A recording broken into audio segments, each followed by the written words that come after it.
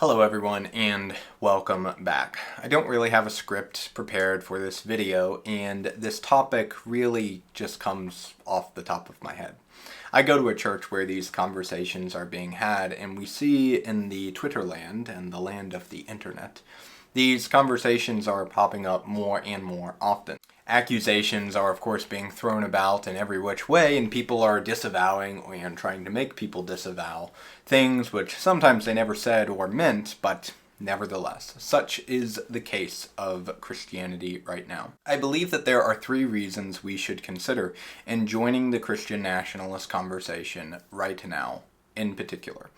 And I'm going to get my presuppositions right out of the way so that you know that I'm not going to be overly biased on one side, perhaps.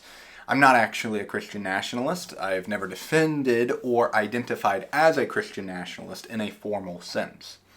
However, I would like to defend the conversation right now. One, because it has gotten rather heated.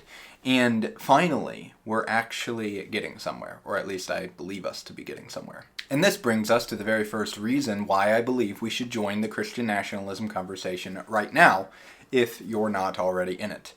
Because the fact that it is heated is showing that we're getting somewhere. We're trying to get somewhere, in the very least. We're seeking to understand how a Christian ought to operate in society. I will give a shout out to Stephen Wolfe's book here.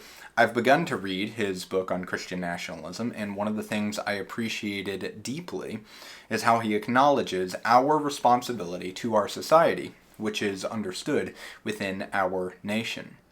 This seems very basic, of course, but it is very important and has often been forgotten by certain Christian denominations, where our duty is to God, of course, to the church and our family, yes, but often we don't consider how many of the commands and operations of God's grace exist in the social structure at large, the nation, if you will.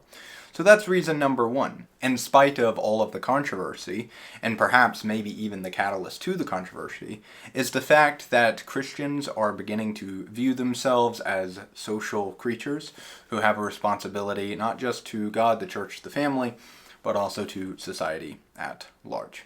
So very good, and that is reason number one. Reason number two, I believe, is more exegetical in nature.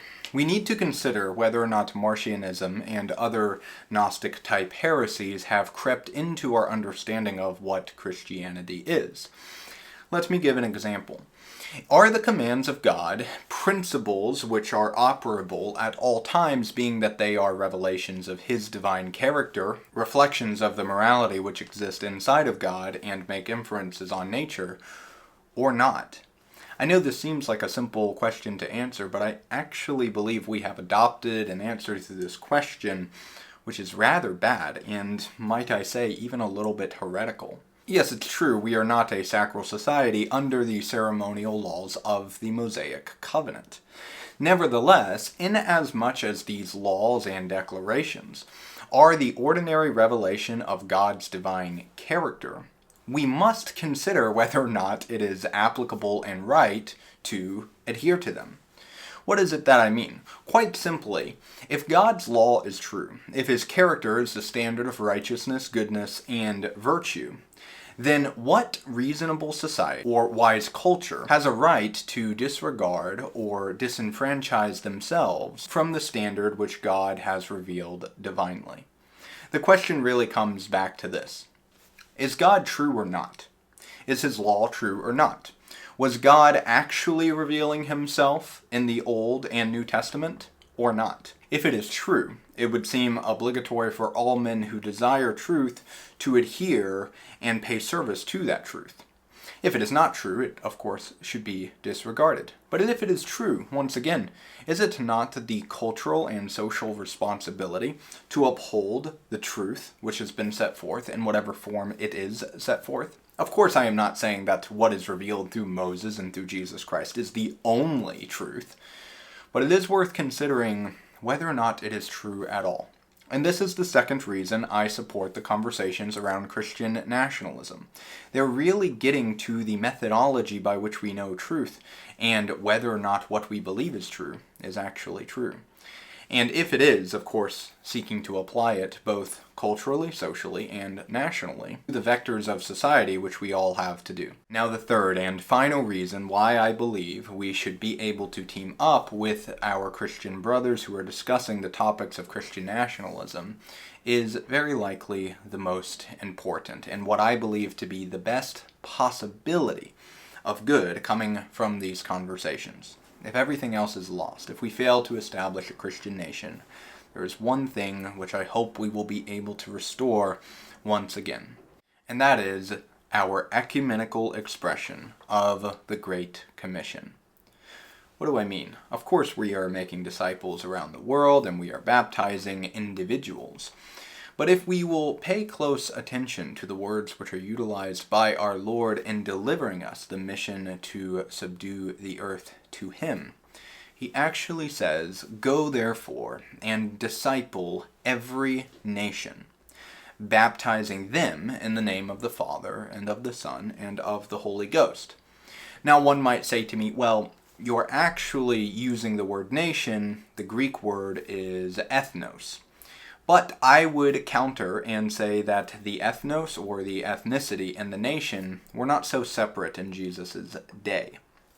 In fact, I believe that it's a valid thing to say our ethnicity is American. I was born here, my parents were born here, and so in a way we can still see how our ethnicity is our nation, and vice versa. I'm not going to get into that too much here. The important thing is reminding ourselves why the church is here. Most of us know that we are united to the church through baptism, but I believe many have forgotten why God placed the Catholic Church on earth in the first place. He reminds us in the Great Commission, the discipling of all nations, which have become His inheritance by the resurrection from the dead. This is a mission which has been forgotten inside of these United States, and I believe that conversations about Christian nationalism in the American context will help us to be reminded the purpose that God placed us as the salt of the earth and the light of the world. It was not for ourselves, to light ourselves, to live a super happy and moral life, though those things are great. It was to bring the nations unto God, to subdue the cities of men to the city of God, as St. Augustine famously wrote. Now I hope I haven't dragged out this video too long, and I hope that I was able to provide some clarity despite the fact that I don't have much of a script on this topic. Nevertheless, if you found these conversations helpful, or if you believe that I'm approaching it correctly, please let me know in the comment section down below. Also, if I missed something or am somehow misrepresenting the nationalist conversation, feel free to mention that, and I will take it into consideration. And here is where I will give an excuse as to why I don't call myself a Christian nationalist. It's not to disavow people, which I know is going on a lot right now. I love Christian nationalists. The people who identify themselves with this movement are very admirable people who I've learned a lot from and make up the great majority of my church. The main reason I personally do not identify with this movement is mainly just because it's a movement. I believe that Christianity is what I am called, Christendom is what I want to establish, and Augustinian is the movement I appreciate being a part of. I do believe that St. Augustine is inherently nationalistic because he believes in nations, borders, and the subjugation of all men to the truth. And for Augustine, as well as all Christians, that truth is Christ. It is the divine law of God, that which He has revealed from on high. Whether it be through reason or through Scripture, no man has an excuse to look truth in the face and reject it. And so, I might be called a Christian nationalist, but I don't feel the need to identify myself with the term. I consider myself a Christian. I think Augustine wouldn't have considered himself a nationalist for believing those things which were set forth from God from the beginning. It's just Christian.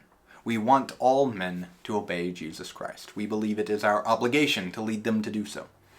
That is what I am. That is what I believe, and if that makes me a Christian nationalist, I'm happy to embrace the term. But I don't feel the need to actively align myself with the movement because, as we have seen, it's kind of hard to pin down what Christian nationalism is. Nevertheless, the conversations have produced a lot of good already.